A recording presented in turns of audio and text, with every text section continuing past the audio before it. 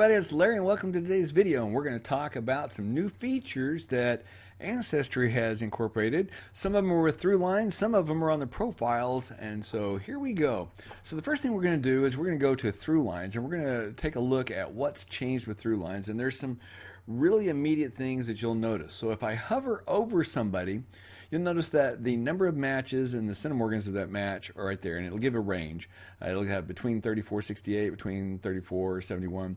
Well, anytime you see that the number is different, that means that there is some unusual event between these two people. And in this case, they weren't married; they both remarried and had their own lives. So under the DNA match, I have one DNA match under him, my daughter. Here, I have my daughter and my mother. I have two DNA matches, and that's why there's a discrepancy there. So rather than pull that up and go through there, we're going to look at some of my others. We're just going to hover over them and see, what they say. So here it's 5 and 5, so we've got pretty consistent trees between the two. You would think that they always are, but they're not always. So you'll see this here in a second. We got 2 and 2, and these actually are going to be, this is going to be my mother and my daughter, and under here it's going to be my mother and my daughter, so 2 and 2. Here 15 and 15, very consistent. And here we got 12 and 11. So this is where we get our first anomaly that you don't immediately know. Now I'm going to tell you, or give you a little tip here. Always start with the number that's smaller. So if you've got 2 right here that you're hovering over, back and forth, 12 and 11, okay, 12, 11. Start with the one that's 11. And this will, become quite evident here in a second.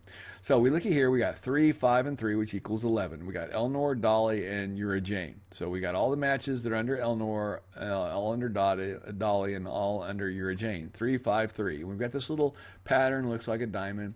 So now we're going to go and look at the other one. If you start with the big one and you see all 12, sometimes it's hard to see the one that wasn't there, but if you start with the smaller one, you can see what's extra. So here we see our little diamond, and we see this one over here added on to the left. And it says here, half-great aunt. Well, James McFarland had a daughter before he married Sarah Taylor. No one knows who the mother of Cora is. Even on the death certificate, it said unknown. All the information with Cora, it says unknown. Nobody in the family knows who Cora's mother is. But as we can see, here's our little diamond shape of 3, 5, 3, and it really stood out what the difference is. But in this case, we knew who the difference was. We really didn't have to go further because it was, we know the story, and so we know that information is correct. So here we have 3 and 2.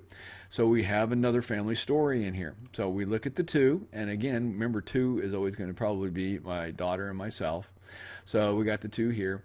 And then we look on the other side, and it has 3. Now, both Robert and Sissy May, when they divorced, they both remarried, both had daughters. Julia grew up and had children. And on the other side, Sissy's daughter at age 21 was starting college, got sick, got pneumonia, and died within a week. It was a very tragic story, but that's the story, and that's why there's no additional relatives on that side. She was 21 and never had children. Now, I'm going to show you a new feature that you can get to from your tree or from Thrulines. Since we're in Thrulines, I'll just show it here. We're going to look at Rhonda Jean Burris. Notice right here it says 4 hints, okay? But looky here, it says missing birth, which we don't have a birth for it. We have 2 birth record hints. So of these 4, 2 contain birth information about Rhonda Jean Burris.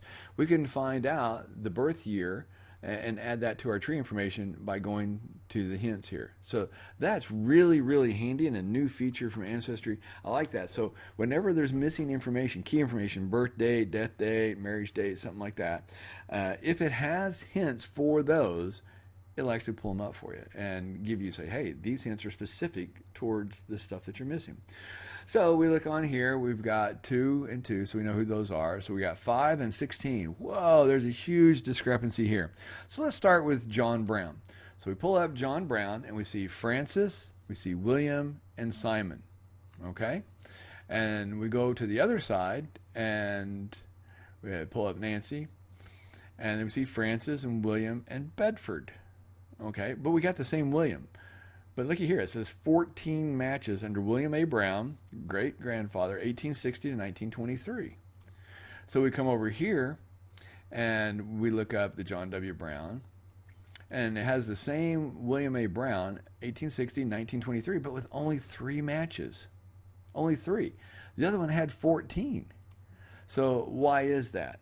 Well, the reason that is because a lot of people documented, the descendants through there documented up to Nancy, but John Brown was kind of a hard find. Her information was easier to find. She lived a bit longer. He died 1875, right after the 1870 census, and she lived significantly longer. So her information was out there. More people were able to connect the family members to her through the census reports and other documents. Not so much him. Now this is one I spent many hours finding and connecting, and finally, by pulling up every single person that could have possibly be named John Brown and lived after 1838. That could have been married to her, sorted them all out by location, sorted them all out by DNA matches. I found the correct John Brown. Not everybody took the time to do that. Of course, I have a DNA surprise, wanting to find my new family. I spent a little extra effort there that a lot of people just kind of probably took that information for granted, had this, and they were happy, and this was just a missing node on the tree. But I looked at it, significantly more in depth. And that's why I have this. And, these people that I talk to regularly, they've added it into their trees, or people maybe have just looked at my tree and added it in. But let's look here. Let's look at Simon R.D. Brown, and if we pull this down, we see missing marriage. So we don't have the marriage information for here. So before, on the last one, it showed us the birth information as a potential hint. We have 2 marriage record hints that we can look up here out of the 11 hints that are on here. So we've got 11 hints, and if we go down here, we've got a missing marriage. Sometimes you'll get missing death information, marriage information, missing birth information. And this is a really nice extra feature. Thank you, Ancestry, for adding that in, because it really helps, figure out the tree. And it identifies the hints like, hey, here's a hint about this person. Here's a hint about this person. Now they refined it. Hey, this hint has this particular information that your tree is missing. That's a really, really cool feature. So, kudos to Ancestry for that. And also on the Thrulines. I mean, being able to hover over and immediately spot, differences in the story, like 5 to 16. Well, that story actually includes me because of the extra research I did. Here, I found that, she had a daughter, but her daughter died at age 21 before she married and had children. In this one, 11 and 12, I found that he was married before and had one daughter, and no one knows who his prior marriage was to.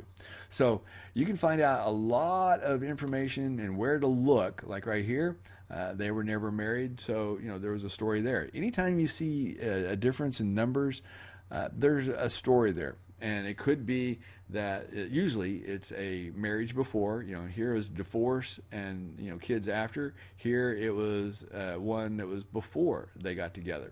So sometimes before, sometimes it's after. And sometimes it's just a case that, these people have 16, matches, have Nancy, and only 5 have come to the conclusion on John W. Maybe they're not satisfied with the sourcing, or whatever. So maybe my next step here would be to assist these people in adding the sourcing information so that this comes up as, potential marriage, potential birth, death, and all that for a spouse. And so that's probably incumbent on me to give a little more information. Once I found it and proved it, I nailed it and moved on to the next one, because in a DNA surprise, your goal is to find as much about the family as you can immediately. You're not worried about the other stuff. And here's John W.'s parents, 21 and 20.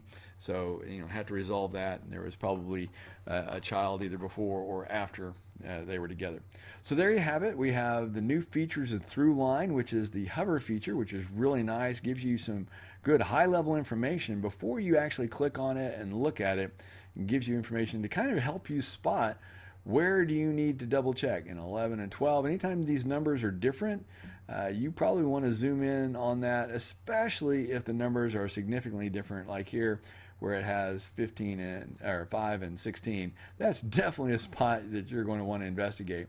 And then also on the profiles where it showed the additional people. Robert Perriman, I need to go up one. Shows the people and gives you hints. Right here, like we have a missing birth. So, you can find the missing data. Ancestry now gives you the extra hints in there. So that's a new feature. There you have it, 2 new features, one with Throughline, one that's with the profiles.